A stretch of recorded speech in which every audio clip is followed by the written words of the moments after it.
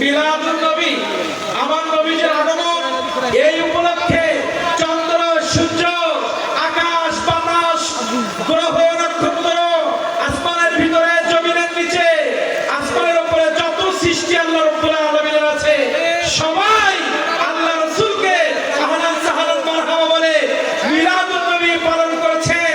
আমার মনে হয় এই বৃষ্টিও মিলাদুন নবী পালন করতে আসছে। মিলাদুন নবী পালন করে ইনশাআল্লাহ চলে যাবে, আমাদের অনুষ্ঠান হবে। যত বৃষ্টি হোক মনে হোক তারা আমাদের সাথে মিলাদুন নবী পালন করছে। রাহমাতে আলা নূরে মুজাসসাম সাহাবীরা আতর বানায় ওই নবীজির ঘাম, সাহাবীরা আতর বানায় ওই নবীজির ঘাম। রহমতে আলা নূরে মুজাসসাম সাহাবীরা আতর বানায় ওই নবীজির ঘাম। তোমরা শোনো জানো মানো কেমন আমার নবীজি, যাহার পাগল চন্দ্র সূর্য তারাজি, যাহার পাগল চন্দ্র সূর্য তারাজি।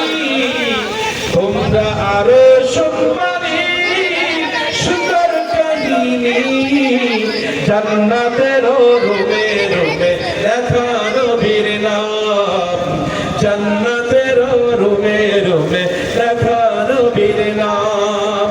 রহমতে আলা নূরে মুজাসসাম সাহাবীরা আতর বানায় ওই নবীজির ঘাম। মুস্তফা খান্না একটি খেজুর গাছের নাম, যাকে ধরে খুতবা দিতেন রাসূল আকরাম, যাকে ধরে খুতবা দিতেন রাসূল আকরাম। গাছটি নবীর বিরহে কাঁদিতে রহে, হতভম্ব হলো যত সাহাবায়ে কেরাম, হতভম্ব হইল যত সাহাবায়ে কেরাম।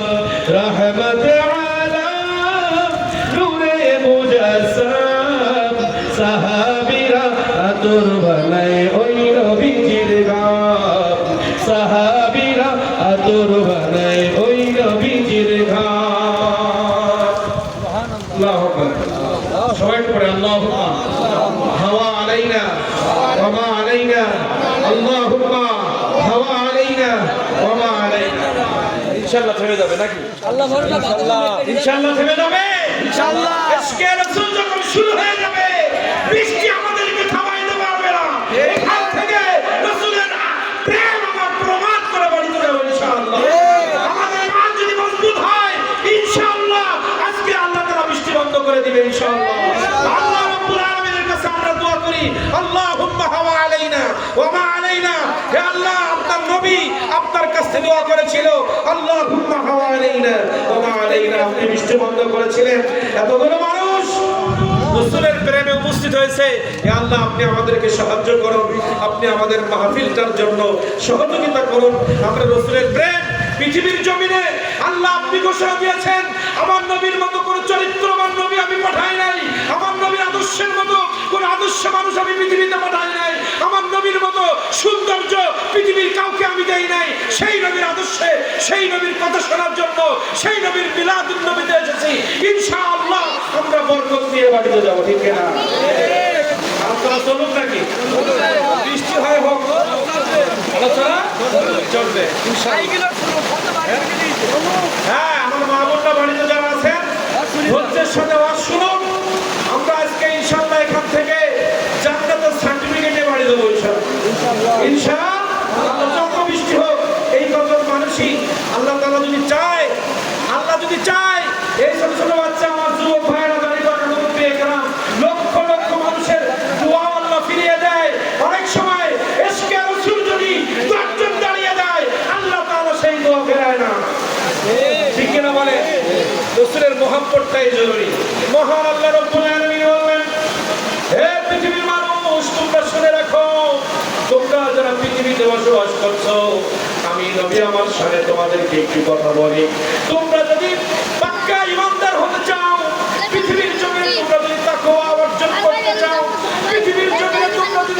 জান্নাতি হতে চাও, পৃথিবীর জমিনে তোমরা যদি আমি আল্লাহ আমার ভালোবাসা আমার মহব্বত যদি তোমরা পেতে চাও, তাহলে তোমাদের জীবনের থেকে তোমার নবীকে বেশি মহব্বত করতে হবে। এই নবীর আলোচনা হচ্ছে হযরত আম্মার রাদিয়াল্লাহু তাআলা আমার রাসূলের ভালোবাসায় জীবন দিয়েছে, আগুন ধরিয়ে দিয়েছে গায়ের মধ্যে। সুমাইয়া রাদিয়াল্লাহু তাআলা আবু জাহেল সুমাইয়া রাদিয়াল্লাহু তাআলা গায়ে তলোয়ার নিক্ষেপ করেছে, তারপরে নবীর প্রেমে পিছু হয় না। সামান্য বৃষ্টিতে আমাদের কি হবে? এগুলো আগুন গায়ে লাগায় দেওয়ার পরে নবীর আদর্শ থেকে তার পিছু হয় না। আমার নবীর প্রেম কেমন ভাবে সাহাবায়ে কেরাম করেছেন। আল্লাহ রাব্বুল আলামিন যখন বললেন, হে পৃথিবীর মানুষ, তোমরা যদি তাকওয়া অর্জন করতে চাও, পাক্কা মুমিন হতে চাও, তোমরা যদি আমি আল্লাহ আমার ভালোবাসা আমার প্রেম তোমাদের উপরে পড়ুক, আমি আল্লাহ তোমাদেরকে মহব্বত করি, আমি আল্লাহ তোমাদেরকে ভালোবাসি, এটা যদি তোমরা চাও, আমার নবীর ভালোবাসা আমার নবীর ইত্তেবা ছাড়া আমি আল্লাহ তোমাদেরকে ভালোবাসবো না। আল্লাহ রাব্বুল আলামিন বললেন, আমি ভালোবেসে তোমাদেরকে সৃষ্টি করেছি, কিন্তু আমার ভালোবাসা পাইবা তখন, আমার নবীকে ভালোবাসবা যখন আমি আল্লাহ আসমান থেকে দেখছি যে যত বেশি আমার নবীকে মহব্বত করবে, আমি আল্লাহ তত বেশি তাকে মহব্বত করব। আল্লাহ ঘোষণা করেন, আমি মহব্বত করে মানুষ সৃষ্টি করেছি, কিন্তু এই ভালোবাসা মানুষ পাইবে তখন, আমার নবীর প্রেম করবে যখন, আমার ভালোবাসা পাইবে তখন, আমার নবীর সুন্নাত মানবে যখন। এজন্য আল্লাহ রাব্বুল আলামিন আমার নবীর শানে মুবারাকা নাযিল করলেন, আন-নাবিয়্যু আওলা বিল মুমিনিন। আল্লাহু আকবার, আল্লাহু আকবার, জোরে বলি।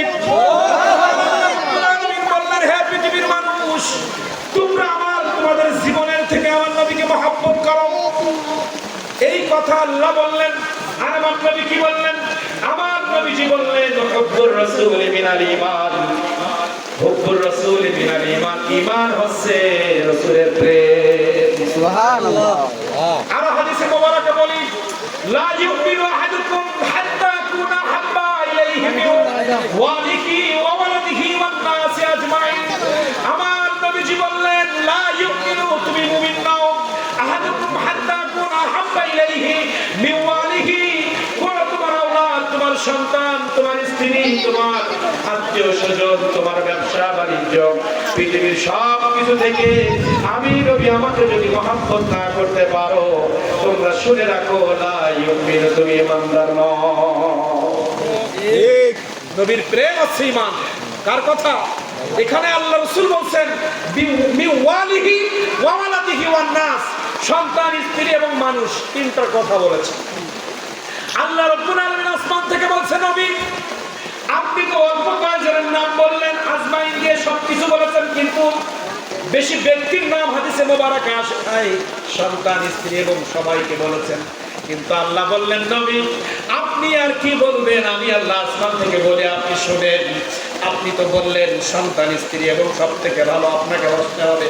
আমি সূরা তাওবার মধ্যে আয়াতে মুবারাকা নাযিল করে পৃথিবীর মানুষকে বলছি, কুল, হে নবী আপনি সবাইকে বলেন, ইন কানাত আবাউকুম ওয়া আবনাউকুম ওয়া ইখওয়ানুকুম ওয়া আজওয়াজুকুম ওয়া আশীরাতুকুম ওয়া আমওয়ালুন ইকতারাফতুমুহা ওয়া তিজারাতুন তাখশাউনা কাসাদাহা ওয়া মাসাকিনা আহাব্বা ইলাইকুম মিনাল্লাহি ওয়া রাসূলিহি। সুবহানাল্লাহ। কত বড় একটা লিস্ট আল্লাহ দিলেন। নবী আপনি তো দুইজনের কথা বলেন, আজ বললেন, আর আমি আল্লাহ বলছি বাবা, মা, সন্তান, স্ত্রী, চাচা, চাচি, খালা, খালু, ফুফা, ফুফি, ব্যবসা বাণিজ্য, চায়ের দোকান, পানের দোকান, রডের দোকান, সিমেন্টের দোকান, ঘেরের ব্যবসা, ধানের ব্যবসা, শস্যের ব্যবসা, পৃথিবীর জমিনে যত প্রকার ব্যবসা বাণিজ্য আছে, সব থেকে আপনি নবী এবং আমি আল্লাহ, আল্লাহ এবং রাসূলকে যদি তারা মহব্বত না করে ঈমানদার হতে পারবে না।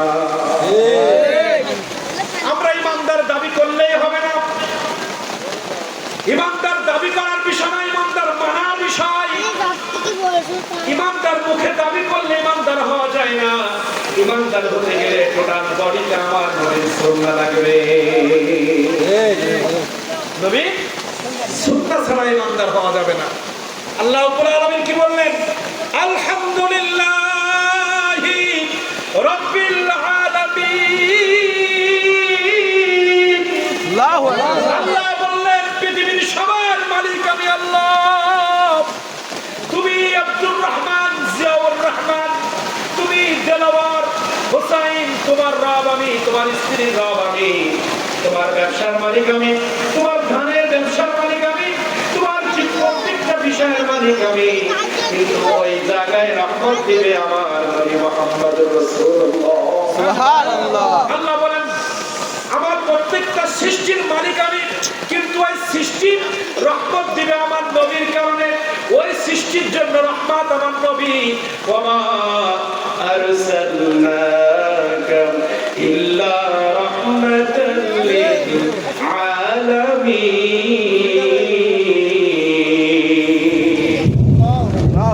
সবাই খেয়াল করবেন একটু। আল্লাহ বললেন সবার মালিক আমি, কিন্তু সবার জন্য রহমত আমার নবী। এই কথা কেন বললেন? আমার মালিক আমার আল্লাহ, আমার চেহারার মালিক আমার আল্লাহ, আমার কলবের মালিক আমার আল্লাহ, আমার টোটাল বডির মালিক আমার আল্লাহ, আমার মাথার স্মৃতি শক্তির মালিক আমার আল্লাহ, আমার চোখে যে দৃষ্টি শক্তি আছে এর মালিক আমার আল্লাহ, আমার কানে যে আমি শুনি আমার কানের মালিক আল্লাহ, আমার যৌবনের মালিক আমার আল্লাহ, আমার স্ত্রীর মালিক আমার আল্লাহ, আমার ব্যবসার মালিক আমার আল্লাহ। কিন্তু আল্লাহ রাব্বুল আলামিন বললেন তোমার চোখে রহমত পাবা তখন ওই চোখ রাসূলের সুন্নাহ মোতাবেক দেখবে যখন।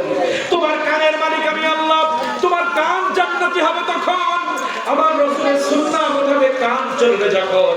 তোমার চেহারার মধ্যে সৌন্দর্য, এই চেহারাটা বরকত দিবে তখন আমার নবীর সুন্নাহ চেহারার মধ্যে আসবে যখন। আপনি একটু চিন্তা করেন তো, যে মানুষটার মুখে দাড়ি আছে আর তার দাড়ি নাই, সমাজের ইজ্জত কার? একটু পরীক্ষা করে দেখবেন। যে মানুষটার মুখে আমার নবীর সুন্নাহ আছে ওই মানুষটাকে সমাজের মানুষ সালাম দেয়, ভালোবাসে। খারাপ ভালো কথা বলছি না, কিন্তু দাড়ি রাখলে তাকে মানুষ সম্মান করে কি করে না? তাহলে আমার মুখের মধ্যে বরকত দিল আমার নবীর সুন্নাহ। এই মুখটার মালিক আমার আল্লাহ, কিন্তু আল্লাহ তাআলা বলছেন তোমার মুখের মধ্যে নূর আসবে তখন, তোমার চেহারার মধ্যে আলো আসবে তখন, তোমার চেহারার মধ্যে বরকত আসবে তখন, তোমার চেহারা থেকে মানুষ তোমার দিকে আকৃষ্ট হবে তখন, তোমার চেহারার মধ্যে আমার নবীর সুন্নাহ ঢুকবে যখন। আমার সন্তানের মালিক আমার আল্লাহ। আল্লাহ রাব্বুল আলামিন বলেন তোর সন্তানের মালিক আমি আমার আল্লাহ, কিন্তু তোর সন্তানটা যখন আমার নবীর তরিকায় চলবে তোর সন্তান বরকত দিবে তখন। কেমন বরকত? তুই যদি তোর সন্তানকে আমার নবীর রেখে যাওয়া সুন্নাহ, আমার নবীজি দুনিয়ায় থাকতে বলে গিয়েছেন, হে পৃথিবীর পিতারা তোমাদেরকে আমি বলে যাচ্ছি তোমার সন্তানদেরকে তোমরা কোরআন মাজিদ শিখাবা, মাসলা মাসাইল শিখাবা, হাদিস শিখাবা, গুরুজনকে শ্রদ্ধা করা শিখাবা, ছোটদেরকে স্নেহ করা শিখাবা। এই সুন্নতের আমল যদি শিখাইতে পারো ওই সন্তান ডাক্তার হয়ে কসাই হবে না, ওই সন্তান ইঞ্জিনিয়ার হয়ে বাস দিবে না, ওই সন্তানটা তোমাদের কোনোদিন গায়ে হাত তুলবে না। একটু খেয়াল করে দেখেন, যে সন্তানকে ছোটবেলায় আমরা নবীর সুন্নাহ ঢুকাইতে পারি নাই ওই সন্তান ডাক্তার হয়ে কসাই হয়, ওই সন্তান ইঞ্জিনিয়ার হয়ে রডের বদলে বাস দেয়, ওই সন্তান বড় হয়ে আমাকে বৃদ্ধ আশ্রমে রেখে আসে, ওই সন্তান বড় হয়ে স্ত্রীকে ঢাকায় ফ্ল্যাটে চলে যায়, ওই সন্তান বড় হয়ে মাকে বাড়ি রেখে স্ত্রীকে নিয়ে ফ্ল্যাটের মধ্যে চলে যায়। কিন্তু ছোটবেলায় যদি ওই সন্তানের মধ্যে আমার নবীর সুন্নাহ আপনি আমি ঢোকাই দিতে পারতাম, আল্লাহর কসম করে বলি ফ্ল্যাটে থাকলে ওখানে আপনাকে না নিয়ে যাইতো না। আপনার সন্তান ডাক্তার হতো কিন্তু কসাই হতো না, আপনার সন্তান ইঞ্জিনিয়ার হতো কিন্তু কোনোদিন ঘুষ খাইতো না, আপনার সন্তান এসপি হয়ে ঘুষ খাইতো না, আপনার সন্তান মন্ত্রী হয়ে সম্পদ চুরি করতো না, আপনার সন্তান মেম্বার হয়ে পরিষদের গম চাউল চুরি করতো না, আপনার সন্তান স্কুল প্রধান হয়ে স্কুলের টাকাগুলো চুরি করতো না, আপনার সন্তান পৃথিবীর যে কোনো স্তরে যখন যাইতো তখন শুধু একটা কথা চিন্তা করতো, না তুদরিকুল আবসার ওয়া হুয়া ইউদরিকুল আবসার। আমার নবীজি বলে গিয়েছেন পৃথিবীর মানুষ, আমার আব্বা ছোটবেলায় পড়াইছে, মসজিদের ইমাম সাহেব পড়াইছে, হে পৃথিবীর মানুষ, যুবক পৃথিবীর যা তোমরা আছো, যখন যখন কাজ করবা মনে করবা আল্লাহ আমার কাজগুলো দেখতেছে, অথবা তুমি মনে করবা আমার কাজগুলো আল্লাহ দেখতেছে, আমাকে দেখে দেখে কাজগুলো করবা। এই শিক্ষা যখন দিব, সে ডাকাত হবে না, চোর হবে না, সুদখোর হবে না, ঘুষখোর হবে না, জিনা করবে না, অন্যের জমি ফাঁকি দিবে না, চাচার উপরে হাত উঠাইবে না, প্রতিবেশীর সাথে খারাপ ব্যবহার করবে না। কারণ নবীর আদর্শের মধ্যে এগুলো নয়। এজন্য আল্লাহ তাআলা প্রত্যেকটা শব্দ গবেষণা করতে হয়। গাছের মালিক আমার আল্লাহ বললেন আমি, কিন্তু গাছে ফল দিবে আমার নবীর রহমত হলে। সূর্যের মালিক আমি, সূর্য আলো দিবে আমার নবীর ছোঁয়ায়, কারণ চন্দ্র আলো দিবে আমার নবীর ছোঁয়ায়। তুমি সম্মানী হবে আমার নবীর আদর্শের কারণে। আজকে সমাজে একটু মিলায় দেখেন, আমরা যাদেরকে সম্মান করি তাদের ভিতরে নবীর আদর্শ না থাকলে আমরা হয়তো ভয়ে করি অথবা দায়ে পড়ে করি। যে মানুষটা নবীর আদর্শ আছে তার আমরা অন্তর থেকে শ্রদ্ধা করি। মসজিদের ইমামকে কেউ স্বার্থের জন্য শ্রদ্ধা করে না, কারণ মসজিদের ইমাম কাউকে গমের কাজ করে দিতে পারবে না, মসজিদের ইমাম চাউলের কাজ করে দিতে পারবে না, মসজিদের ইমাম এমপি বানাইতে পারবে না, মসজিদের ইমাম আপনাকে চেয়ারম্যান বানাইতে পারবে না, মসজিদের ইমাম আপনাকে কোনো পজিশন দিতে পারবে না। কিন্তু ইমামের ভিতরে খোদা আছে, রাসূল আছে, ওলি আছে, সাহাবার আদর্শ আছে। এজন্য কলব দিয়ে ইমামকে ভালোবাসে। নবীর আদর্শ না থাকলে কোনো বরকত কোথাও হবে না। কিছু সবক বোঝা গেছে, একটু বুঝতে পেরেছি যে বরকত কিসে দেয়। আজকে আমার সন্তান, আমার ছেলে মেয়ে, আমার ছেলে পড়ার মেয়ে নিয়ে বেরিয়ে যাচ্ছে, আমার মেয়ে পড়ার হাত ধরে চলে যাচ্ছে, কেন? তার ভিতরে রাসূলের আদর্শ নাই। আমার মেয়ে বিবাহের পরে মাথায় কাপড় দেয় না, আমার স্ত্রী বিবাহ হয়ে গেছে, বাচ্চা কাচ্চা হয়ে গেছে, তারপরে মাথায় কাপড় দেয় না, কারণ আমার নবীর সুন্নাহ নাই, সুন্নাহ জানে না। আমার নবীর সুন্নাহ নেই বিদায় স্বামী স্ত্রীর মধ্যে দ্বন্দ্ব। আজকে রাসূলের সুন্নতের কথা শুনেন, আছে এসে মা আয়েশা রুটি বেলতেছেন, মা আয়েশা রুটি বেলতেছেন, রাসূল কারীম সাল্লাল্লাহু আলাইহি ওয়াসাল্লাম কিছু মেহমান নিয়ে বাড়িতে। আয়েশা আমার স্ত্রী, তুমি কি করো? রুটি বেলছি, মেহমান নিয়ে আসছে, এত রুটি বেলছো, তোমার অনেক কষ্ট হয়েছে না? আমার কাছে দাও, আমি একটু কাজ করব।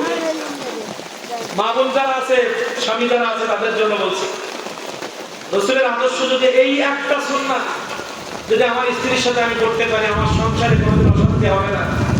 কি করলেন? বাইরে থেকে আসলেন, ক্লান্ত কষ্ট সহ্য করে এসে তো রাগ করতে পারতেন, খাওয়ার এখানে রেডি হয় নাই কেন? এসে বলছে তুমি এত কষ্ট করে রুটি বেলছো, আমার কাছে একটু দাও। আয়েশা রাদিয়াল্লাহু তাআলা আনহা বলছেন, এই কিছু রুটি তিনি বেলে ফেলছেন, সেকে ফেলছেন, আমার নবীজি বেললেন। এখানে কিন্তু রাসূলের একটা মুজিজা আছে। এখানে দুইটা শিক্ষা, একটা আমার নবীজির পজিশন, আমার নবীজির মুজিজা, আরেকটা আছে স্বামী স্ত্রীর মহব্বত সুন্নাহ। একটা মুজিজা, একটা সুন্নাহ। প্রত্যেকটা হাদিসে মুবারাকাত থেকে শিক্ষা বের করতে হবে। আমরা শুধু ওয়াজ করি, নাতে রাসূল পড়ি, কোরআন মাজিদের চিল্লায় সুন্দর কণ্ঠে আয়াত তেলাওয়াত করে মানুষকে মাথায়, কিন্তু এর নির্যাস বের করার চেষ্টা করি না। আমরা শুধু কথা বলি, কিন্তু এর গবেষণা করে এর থেকে শিক্ষা নেওয়ার চেষ্টা করি না। একটা হাদিসে দুইটা দিক, একটা আমার রাসূল কারীম সাল্লাল্লাহু আলাইহি ওয়াসাল্লামের মুজিজা বের হবে এখান থেকে। অন্য নবীর থেকে আমার নবী আলাদা, সবার মতো আমার নবী না, আমার নবী আমাদের মতো নয়, আমার নবী কারোর মতো নয়। আপনার আমার তো দূরের কথা, এখন অনেক মানুষ বলে নবীও যা আমিও তাই। নাউজুবিল্লাহ। এরা বাংলার মুফাসসির, এরা বাংলার মুহাদ্দিস, এরা বাংলার মানুষ। তুমি বলছো আমার নবীও যা আমিও তাই, আমার নবী আমার মতো, কিন্তু আমার আদম আলাইহিস সালাম বলেন নবীর থেকে আমি অনেক নিকৃষ্ট। কোন নবী তো আমার নবীর মতো না, কিন্তু আপনার আমার মতো নবী কেমনে হয়? আপনার আমার মতো নবী কেমনে হয়? আপনার আমার মতো কেমনে হয়?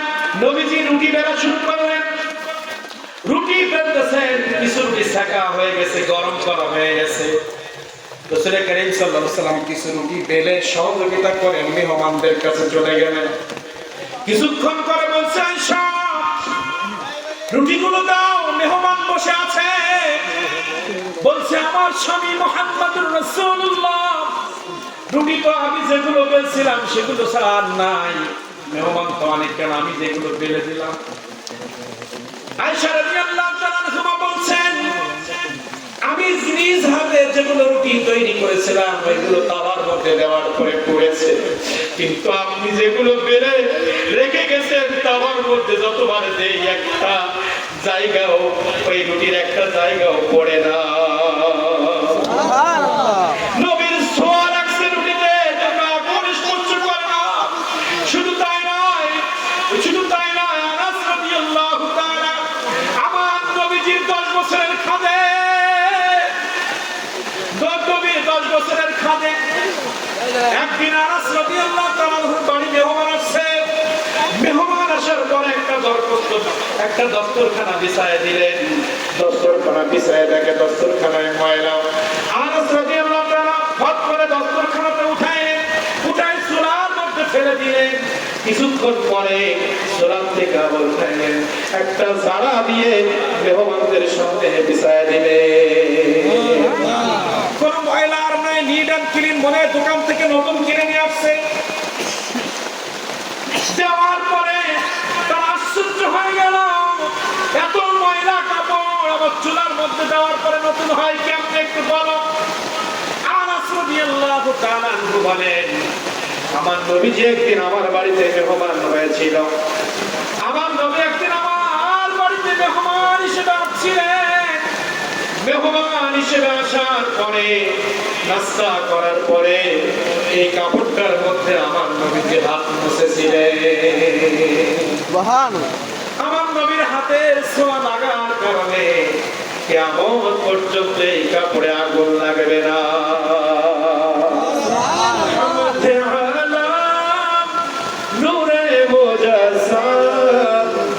সাহাবীরা আতর বানায় ওই নবীজির ঘর, সাহাবীরা আতর বানায় ওই নবীজির ঘর। আমার আলোচনার বিষয় ছিল আজকে অন্যদিকে, তো গবেষণামূলক 2 ঘন্টা সময় দিয়েছিলাম না, সেদিকে যাচ্ছি না, কারণ সেই গবেষণামূলক এই বৃষ্টির মধ্যে এই গবেষণা কেউ শুনবে না। এই জন্য আমরা রাসূল কারীম সাল্লাল্লাহু আলাইহি ওয়াসাল্লামের এশকের কিছু কথা বলি, যাতে এই মাহফিলটা বরকতময় হয়। নবীজির মাহফিল, এখন নবীজির যত, কারণ এই যে গজব ডাক পড়লাম, এই যে রাসূল সাল্লাল্লাহু কিছু মুজিজা বলছি, এগুলো কেন জানেন? আমার আল্লাহ তাআলা বলছেন, পৃথিবীতে যত আলোচনা আছে সব থেকে আমার নবীর আলোচনা আমার কাছে ভালো লাগে।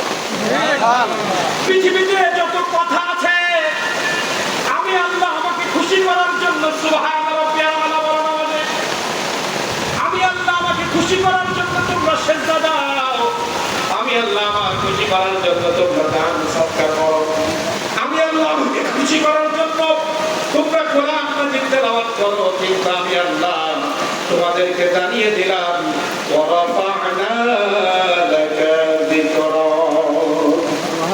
পৃথিবীর জমিনে আমার নবীর জিকির সবথেকে দামি।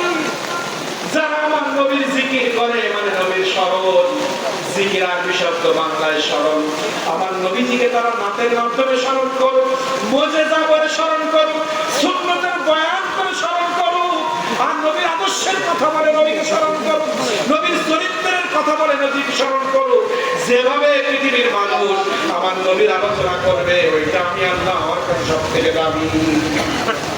আল্লাহর কাছে দামি কি? নবীর কথাগুলো আল্লাহর কাছে সবথেকে কি দামি। কারণ আল্লাহ বলেছেন, আমি নবীর মতো দামি করে কাউকে পাঠাই নাই, নবীর মতো সৌন্দর্য আমি কাউকে দেই নাই, নবীর মতো মুজিজা আমি কাউকে দেই নাই। 1,24,000 মতান্তরে 2,24,000 নবীকে আল্লাহ তাআলা সর্বোচ্চ 8 থেকে 9টা মুজিজা দিয়েছে, আর আমার নবীকে আল্লাহ রাব্বুল আলামিন 24,000-এর উপরে আল্লাহ রাব্বুল আলামিন 65,000-এর উপরে মুজিজা আল্লাহ রাসূলকে আল্লাহ তাআলা দিয়েছে। এটা একটি গবেষণায় বলছে, কিন্তু আরো বেশি আছে মুজিজা। কত? রাসূলের চুল মুবারক মুজিজা, চোখ দিয়ে দেখাইলে মুজিজা। আবু জেহেল বলছে, হে আমার ভাতিজা, তুমি কিসের কালেমার দাওয়াত দাও? এই যে তোমার সামনে দাঁড়িয়ে আছে গাছ, এই গাছ থেকে যদি তোমার কালেমার সাক্ষ্য গাছ দেয়, তাহলে আমি তোমার পরিবার আনবো। সুবহানাল্লাহ। গাছ থেকে যদি কালেমার আওয়াজ আসে, তাহলে আমি তোমার পরিবার আনবো। ও চাচা যান, গাছ তো অনেক দূরে, যদি আপনার সামনে এসে দেয় আরো ভালো হয়। গাছকে আমার নবী ইশারা করেছেন, গাছ শিকড় সহ উঠে এসে আমার নবীজির কদমের মধ্যে পড়ে বললেন লা ইলাহা ইল্লাল্লাহু মুহাম্মাদুর রাসূলুল্লাহ। গাছ নবীজির কথা বলে, কোরআন নবীজির কথা বলে, চন্দ্র নবীজির কথা বলে, আমরা নবীজির কথা বলি। গাছ নবীজির কথা বলে, পাথর নবীজির কথা বলে, আসমান নবীজির কথা বলে, জমিন নবীজির জিকির করে, আমরা নবীজির জিকির করি। সবাই নবীর জিকির করে। কাফেররা দেখবেন যারা নবীজির সম্মান নিয়ে দলিল খোঁজে, এরা নিজের ভিতরে ঈমান নাই, পাকে পাকে দলিল খোঁজে। কারণ এটা তো আবু জেহেলের অভ্যাস।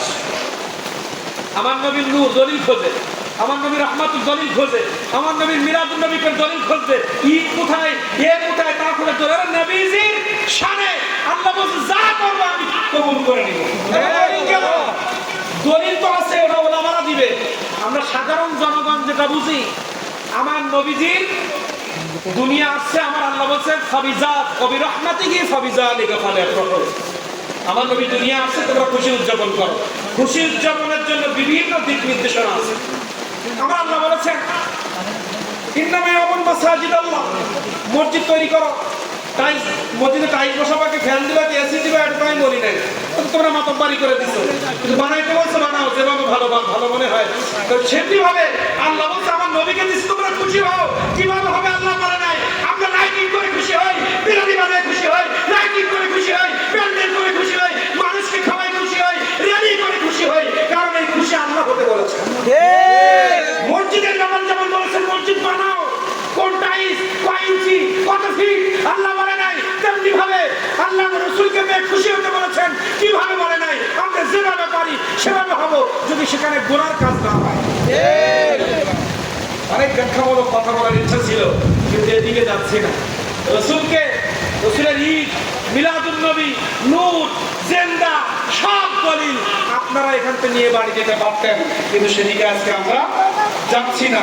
আমরা শুধু একটাই কথা এখান থেকে বলতে চাই, আমার নবীজিকে আল্লাহ তাআলা সর্বশ্রেষ্ঠ করে সৃষ্টি করেছেন। আজকে দেখেন আল্লাহ রাব্বুল আলামিন, এটা তো গেল কোরআন মাজিদের আয়াত, কিন্তু বুখারী শরীফের লম্বা যে হাদিসে মোবারক আছে, হাশরের ময়দানে সবাই যখন আদম আলাইহিস সালামের কাছে গিয়ে বলল, আদম এই গরমে আর সহ্য করতে পারি না, গিনুগুলো টকবক টকবক করতেছে, গিনুগুলো টকবক টকবক করতেছে, জিহ্বাটা নবীর কাছে নেমে এসেছে, তুমি আল্লাহর কাছে একটু সুপারিশ করো। আমি পারবো না ইয়া নফসি বলবে, প্রত্যেক নবী একই কথা বলবে। আমার নবীজির কাছে যখন যাবেন, আমার নবীজি আল্লাহর কাছে দরখাস্ত করবেন, হে আল্লাহ আমার উম্মতদের কি হবে, আমার উম্মতদের কি হবে। এই কথা বলে বলে আরশের নিচে আমার নবীজি সিজদায় পড়ে যাবেন। হাদিসে মোবারকে সাক্ষ্য, আমার নবী সিজদায় পড়তে দেরি আরশ আজিম থেকে আমার আল্লাহ কিয়ামতের মাঠে নামতে দেরি করবে না। আরশ আজিমে নেমে বলবেন আলা সাউফা ইউতিকা রাব্বুকা ফাতারদা, সূরা দুহার আয়াত। হে নবী, পৃথিবীতে আপনি অনেক কষ্ট করেছেন, পৃথিবীতে আপনি আমাকে খুশি করার জন্য অনেক কষ্ট করেছেন, কোনদিন নিজের জন্য কিছুই চান নাই, সারা জীবন উম্মতি বলেছেন, নিজের জন্য কিছুই চান নাই। আজকে ওয়ালা সাউফা ইউতিকা রাব্বুকা ফাতারদা, আমি আল্লাহ আমার কাছে একটু চেয়ে দেখেন, আমি আল্লাহ আপনাকে খুশি করে দিব। আজকে পৃথিবীতে সন্তানের মায়ায় সুন্নাহ ভুলে গেলাম, আজকে পৃথিবীতে নেতার কারণে আমার রাসূলের সুন্নাহ ভুলে গেলাম। স্ত্রীর মায়ায় সুন্নাহ ভুলে গেলাম, দুনিয়ার সম্পদের কারণে সুন্নাহ ভুলে গেলাম, দুনিয়ার ব্যবসাকে ভালোবেসে আমার নবীর ভালোবাসা পিছনে ফেলে দিলাম। কিন্তু আজকে যে ব্যবসার জন্য নামাজ ছেড়ে দিলেন, যে দুনিয়ার মোহে পড়ে স্ত্রীকে বেপরদায় রাখলেন, যে দুনিয়ায় সম্পদ বানাইতে গিয়ে সন্তানকে বড় অফিসার বানাইলেন কিন্তু নামাজের ট্রেনিং দিলেন না, আজকে দুনিয়ার কারণে আপনি যা কিছু করলেন, আল্লাহর ঘোষণা আমার নবীকে বাদ দিয়ে দুনিয়ায় যা কিছু করেছো, যাদের মহব্বত তুমি করেছো, সন্তানকে মহব্বত করেছো, স্ত্রীকে মহব্বত করেছো, বাবাকে মহব্বত করেছো, ভাইকে মহব্বত করেছো, প্রতিবেশীকে মহব্বত করেছো, ওই ভাই, ওই স্ত্রী, ওই সন্তান, ওই বাবা মা, ওই প্রতিবেশী হাসরের ময়দানে তোমার কাছ থেকে সবার আগে পালিয়ে যাবে। যাদের মহব্বতে আমার নবীর সুন্নাহ ভুলে গেলে,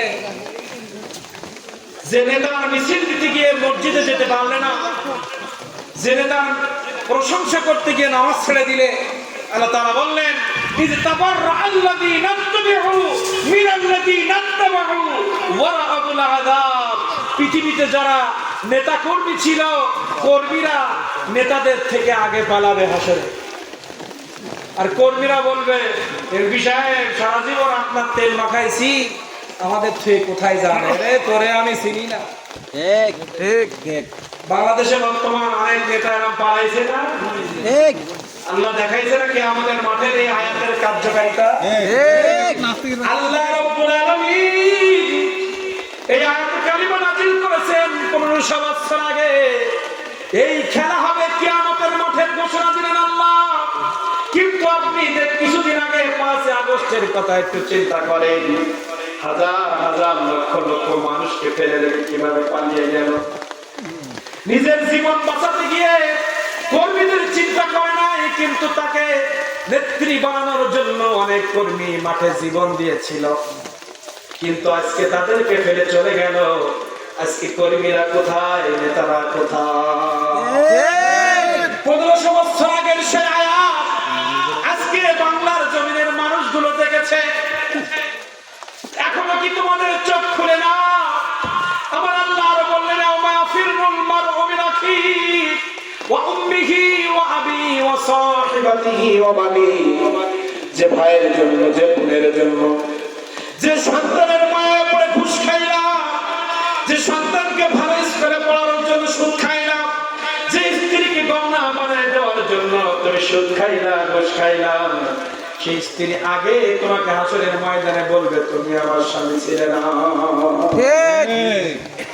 ওই সময় আমার নবী বলবে রে তুই তো সেই মিলাদুন নবী করনেওয়ালা, তোর মা ভুলে গেছে, তোর বাবা ভুলে গেছে, কিন্তু আমার নবীজি ঘোষণা দিয়েছেন কিয়ামতের মাঠে আল্লাহর সামনে আমার নবীজি সিজদা করবে। যখন আল্লাহ বলবে মাথা উঠান, এখন কি চাইবেন চান। আল্লাহ রাদিতু, আল্লাহ বলবেন হে নবী রাদিতু, আপনি কি খুশি হয়েছেন? আল্লাহ রাব্বুল আলামিন আমার রাসূলকে যে জান্নাতের মধ্যে দিবেন, জান্নাতের মধ্যে দেওয়ার পরে আল্লাহ রাব্বুল আলামিন নবীকে বলবেন রাদিতু ইয়া মুহাম্মদ, আপনি কি খুশি হয়েছেন হে রাসূল?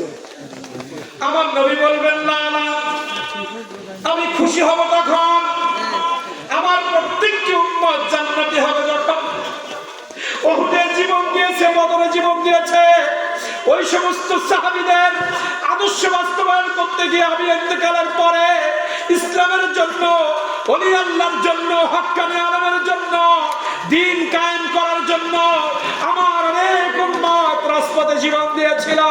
আমার ইজ্জত নিয়ে টানাটানি করেছিল নাস্তিকের বাচ্চারা। ওই গুনাহগারকারী জমিন সাতক্ষীরা, ঢাকা, খুলনার জমিনে অনেক উম্মত রাস্তায় নেমে প্রতিবাদ করতে গিয়ে পুলিশের গুলিতে তারা শাহাদাত বরণ করেছিল।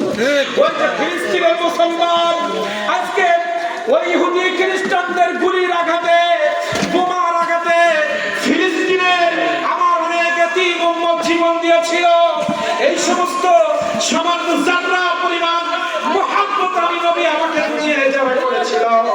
আমার একটা উম্মত জাহান্নামে থাকছে, আমি নবী খুশি হতে পারি না। সুবহানাল্লাহ। আকাশ ক্লিয়ার হয়ে গেছে। আলহামদুলিল্লাহ। নারায়ে তাকবীর, আল্লাহু আকবার। নারায়ে রিসালাত। ইয়া রাসূলুল্লাহ। ইশকে রাসূলের প্রমাণ পেয়েছে। এই ঘটনা ঘটেছিল ফকরাবাদ। কোথায়?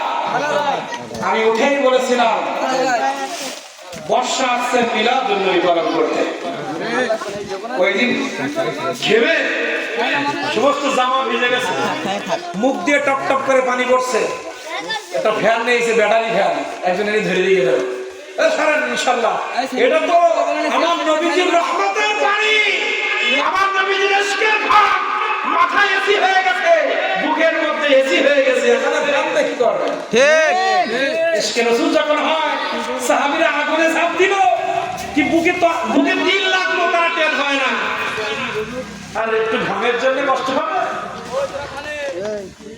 আসেন একটু কথা শুনি। মহান আল্লাহ রাব্বুল আলামিন বললেন, হে পৃথিবীর মানুষ, তোমরা শুনে রাখো, তোমরা আমার নবীর উম্মত যারা, আমার নবীকে মহব্বত করে যারা, ঈমানদার যারা, তারা তাদের জীবন থেকে আমার নবীকে মহব্বত করে। কি করে? আজকে দেখেন নবীর মহব্বত না থাকলে কি হয়।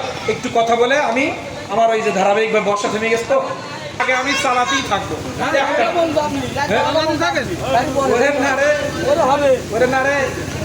কি কষ্ট করে হাওয়া আলাই না আল্লাহ দেখতেছে। নামাজি তাহাজ্জুদ গুজার ওলামায়ে কেরাম হাওয়া আলাই না আমার নবীর জবানের কথাটা ওদের জবান দিয়ে বেরিয়েছে। ওরা গোলাগার হতে পারে, এটা আমি তো আমার নবীকে বড় মহব্বত করি। বৃষ্টি বন্ধ না করে হয় না, ঠিক না? মহান আল্লাহ রাব্বুল আলামিন বললেন, ওয়ালাকাদ কাররামনা বানি আদম ওয়া হামালনাহুম ওয়া রাযাকনাহুম মিনাত তাইয়্যিবাত।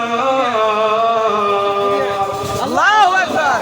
আল্লাহ রাব্বুল আলামিন বলেন, হে আদম সন্তান, হে পৃথিবীর মানুষ, তোমাদেরকে আমি বড় সম্মানী করে সৃষ্টি করেছি। দেখো বাগে তোমাদের আনুগত হয়ে যায়, বাগে তোমাদের আনুগত হয়ে যায়। বাগে যখন তোমরা পোষো, বাঘ কিন্তু তোমাদের কামড়ায় না। পৃথিবীতে তোমাদের এমন সম্মান আমি দিয়েছি, তোমরা আকাশ দিয়ে উড়ে যাইতেছো, বিমান তৈরি করেছো। পৃথিবীর মানুষ পশু পাখি পর্যন্ত তোমাদের গোলামি করতেছে। বাড়ির মধ্যে তুমি আজকে দেখেন পৃথিবীর মধ্যে সব থেকে ভয়ানক হচ্ছে সাপ, কিন্তু সেই সাপ ও মানুষ গোলামি করতেছে এখন। আল্লাহ রাব্বুল আলামিন বললেন, পৃথিবীর জমির সাপ দেখলে মানুষ পিটায়, কিন্তু তোমাদেরকে মানুষ সালাম দেয়। বাঘ দেখলে পিটায়, সাপ দেখলে পিটায়, বেজি দেখলে পিটায়, খাটাস দেখলে পিটায়, কিন্তু তুমি মানুষ, তুমি কত সম্মানিত তুমি জানো না। তোমাকে দেখলে মানুষ আসসালামু আলাইকুম ওয়া রাহমাতুল্লাহ বলে। সুবহানাল্লাহ। তোমাকে বড় সম্মানী করে সৃষ্টি করেছি, শুধু তাই নয়, আল্লাহ রাব্বুল আলামিন বললেন, পৃথিবীর জমিনে সবথেকে দামি দামি খাবারগুলো আমি তোমাদের জন্য হালাল করে দিয়েছি। ওয়ারাযাকনাকুম মিনাত তাইয়্যিবাত, উত্তম উত্তম খাবারগুলো আমি তোমাদের জন্য সৃষ্টি করেছি। বান্দা কত ভালোবাসি জানো না? আল্লাহ রাব্বুল আলামিন আপনার আমার জন্য কি বললেন সূরা ৩ এর মধ্যে, والتين والزيتون وطور سينين وهذا البلد الأمين। আল্লাহু আকবার। আল্লাহ রাব্বুল আলামিন ওই তিনের কসম করে বলছি, জাইতুনের কসম করে বলছি, তুর পাহাড়ের কসম করে বলছি।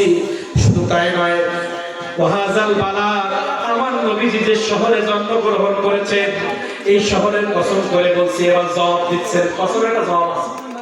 আমরা কসম করি না, কিছু একটা কারণে তো করি। হয়তো আপনার বা রাগ হয়েছে, তাই কসম করে আপনার বাড়ি যাবো না। বউরে কসম করে বলি তোর পাশে শোবো না, কোনো বউ অন্যায় করেছি বলে তো বলি। কসমের একটা জবাব আছে না, উত্তর আছে না?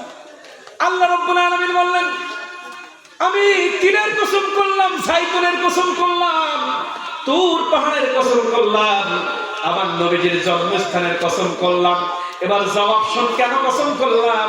লাকাদ খালাকনাল ইনসানা ফি আহসানি তাকওয়িম। আল্লাহু আকবার। হে পৃথিবীর মানুষ, আমি চারটা কসম করে বলি, তোদেরকে আমি উত্তম আকৃতি দিয়ে সৃষ্টি করেছি। শুধু সম্মানই নয়, উত্তম আকৃতি দিয়ে চোখটা যেখানে দরকার সেখানে, ঠোঁটটা যেখানে দরকার সেখানে, কানটা যেখানে বসালে ভালো লাগে, যেমনি ভাবে মানুষ তোকে দেখলে খুশি হয়, অনেক সৌন্দর্য দিয়ে প্যাকেজ করে যা যা লাগবে যেখানে যেটা প্রয়োজন, হাতের আঙ্গুলগুলো যেভাবে দিলে ভাত মাখাইতে পারবা। এই আঙ্গুলগুলো একটু বড় হলে অসুবিধা হতো, এগুলো যদি বড় হয়ে যেত এর থেকে অসুবিধা হতো। দেখেন কত সাইজ, ঠিক না? কত সাইজ সুন্দর ভাবে খাচ্ছি আমরা। একটা আঙ্গুল কেটে যাক বুঝতে পারবেন ভাত মাখানোর ঠেলা কি। ঠিক। কত সুন্দর করে আমি তোকে সৃষ্টি করলাম বান্দা, কেন জানিস? শুধুমাত্র তোরা আমার ইবাদত করবি, তোরা আমাকে ভয় করবি। আবার তোরা এত সম্মানী, আবার তোদের সম্পর্কে আমাকে বলতে বাধ্য করলি তোরা। উলাইকা কাল আনআমি বাল হুম আদাল্ল উলাইকা হুমুল গাফিলুন। আল্লাহু আকবার। আল্লাহ রাব্বুল আলামিন বললেন, তোদেরকে সম্মানী করলাম, উত্তম আকৃতি দিলাম, সুন্দর রিজিক দিলাম। এই রিজিকের অপব্যবহার যখন তোরা করিস, তোদের এই সম্মানী জায়গাটাকে যখন তোরা অসম্মানী করিস, তোদেরকে সম্মান দিয়েছি কি? তুই সত্য কথা বলবি। তুই চেয়ারম্যানের পদে গেছিস মানে তোকে সম্মান দিয়েছে আমি। যখন চুরিচামারি করিস তোকে কিন্তু দুনিয়ার মানুষ আবার লাঞ্ছিত করে, কারণ তুই সম্মান রক্ষা করতে পারিস নাই। মানুষজন ভালোবেসে তোকে ইমাম নিযুক্ত করেছে, তুই ইমামতি করে মিথ্যা বলিস, জিনা করেছিস, তুই তোর সম্মান রক্ষা করতে পারিস না। তুই যে পদে যাস প্রত্যেকটা সম্মান দেখ। পৃথিবীর গরু কিন্তু এমপি হয় না, বাঘ এমপি হয় না, ছাগল এমপি হয় না। পৃথিবীর জমিনে যত বড় সম্মানী পদ সব মানুষের মধ্য থেকে আমি দিয়েছি।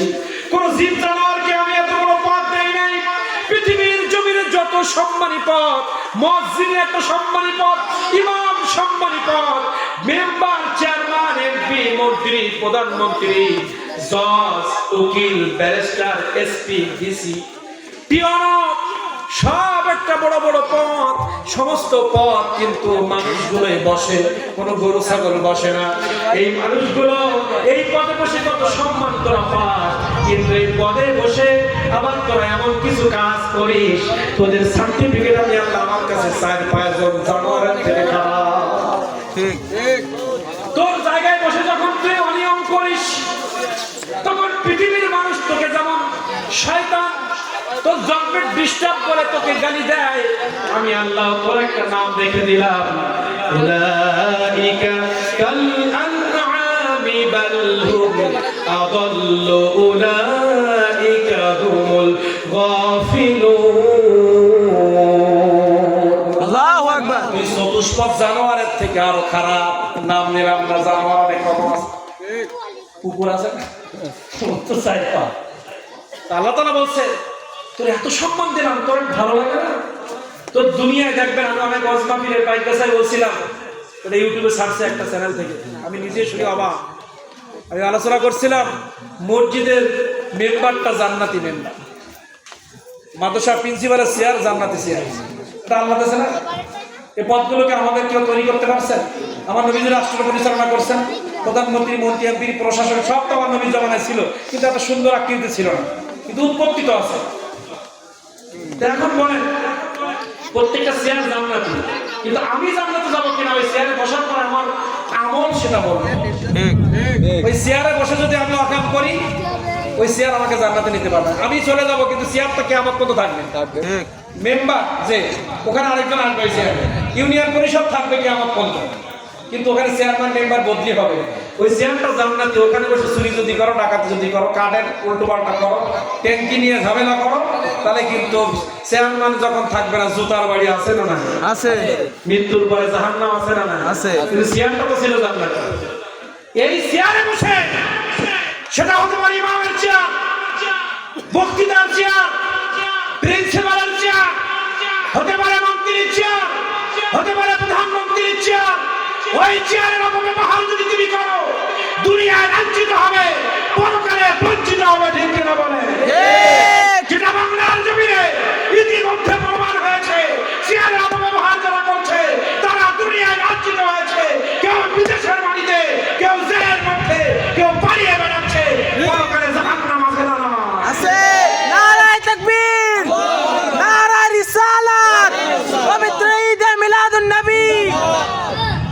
এদেরকে যারা সিহারের অবমূল্যায়ন করে এদেরকে আপনি গালি না দিলেও আল্লাহ দিছে কি উলাইকা কাল আনআম, চার পায়ে জানোয়ার আছে তুই খারাপ। বিরিয়ানি ভাত ভালো জিনিস না, কিন্তু বিরিয়ানি ভাত কিন্তু তাড়াতাড়ি পচে যায়, ও বন্ধ হলে আর খাওয়া যায় না, বুক থেকে আরো খাওয়া যায়। তাহলে এমপি মন্ত্রী বিরিয়ানির মতো একটা পদ, ও যখন পচে যায় ও তো চার পায়ে জানোয়ার আছে, খারাপ হবে, ডাস্টবিনে ফেলে দিতে হবে। আল্লাহ বলেছেন, আপনি আমি না, আল্লাহ তাআলা বলছে প্রত্যেকটা পদ, প্রত্যেকটা পজিশন জান্নাতি, কিন্তু তুমি যদি উল্টো পাল্টা করো তুমিও জাহান্নামী হবা। দুনিয়া লাঞ্ছিত হবা, পরকালে বঞ্চিত হবা, জান্নাত থেকে বঞ্চিত। দুনিয়া লাঞ্ছিত মানুষের জুতার বাড়ি, ফাঁসির মঞ্চ, আজীবন জেল এবং রাস্তাঘাটে দুবাই মারবে, এটা দুনিয়ায় লাঞ্ছিত। ডিম মারবে, আদালতে ওঠানোর সময় জুতো মারবে, এটা তো দুনিয়া লাঞ্ছিত। আর পরকালে ধরে জাহান্নামে দেবে, এটা দুনিয়া পরকালে বঞ্চিত। ঠিক না? তাহলে এখন আমরা মোটামুটি বুঝলাম আমরা দামি বক্তা হয়েও জাহান্নামে যাওয়ার সম্ভাবনা আছে। এবার আসেন হাদিস। কোরআনে মাজিদে আল্লাহ তাআলা বললেন, তোরা সম্মানী মানুষ কিন্তু তোরা জানোয়ারের থেকে খারাপ হয়ে যাস কিছু কিছু কারণে। এবার হাদিসে মোবারকে বলি, আল্লাহ রাসূল বললেন পৃথিবীর জমিনে অনেক হাজী সাহেব জাহান্নামে যাবে, খেয়াল করবেন। তারপর আমি মূল আলোচনায় যাব। এখনো আলোচনা শুরু করিনি, কিন্তু এখনো আলোচনা শুরু করিনি যে আয়াত পড়েছি। আমার আল্লাহ রাব্বুল আল্লাহ নবী বললেন, হাসরের ময়দানে প্রথম একদল যাবে হাজী সাহেব জাহান্নামে, একদম নামাজি জাহান্নামে, একদম দানশীল জাহান্নামে, একজন আল্লাহর রাস্তায় শহীদ হওয়া, দিনের জন্য শহীদ হওয়া শহীদরা একদল জাহান্নামে যাবে। হজ যাকাত দান সদকা করেও জাহান্নামে যাওয়া লাগবে।